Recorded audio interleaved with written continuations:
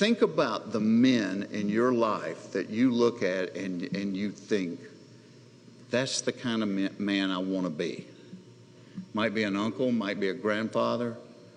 You know, I was lucky. I had a really good grandfather. Never told me he loved me, but I know he did because he took me everywhere he went after my dad left. But you look at the men in your life that you go, that's the kind of man I want to be. And I will be willing to bet you every single one of them was not a self-focused person. I bet every single one of them was others focused. They didn't think about what they wanted. They thought about what other people needed. I grew up in Hateville down by the airport. I was really lucky. That was the only Chick-fil-A in the world for decades. Had no idea it would become the phenomenon it was. But I was lucky to grow up around Truett Cathy, who started Chick-fil-A. And Truett was one of the wisest men I ever met. And he used to ask me when I was a little kid, he would look at me and he'd go, Jeff, you know how to tell when somebody needs encouragement? I say, no, sir.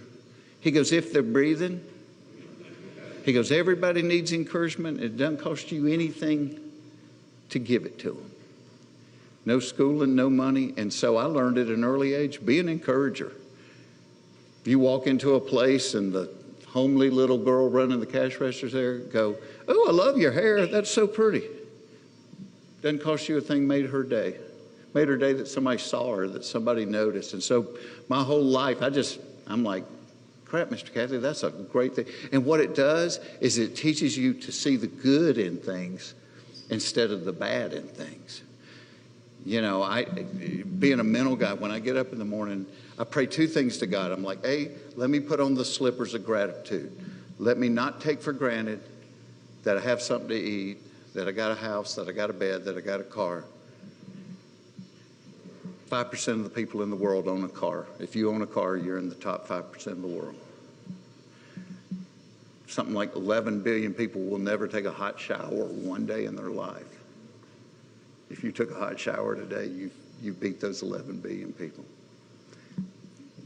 And so you start looking at those blessings. You know, you start looking at a holly bush and go, why the holly bush had red berries? And God goes, I just did it because I thought you'd like it. They look real good against the green. Did that for you.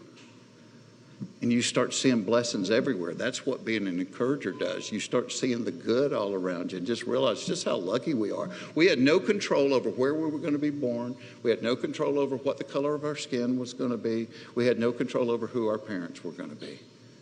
But the fact that we live in this country and we're able to go out tonight and assemble and actually talk about the Creator, there's so many places in the world you can't do that. So we're blessed. We're really blessed.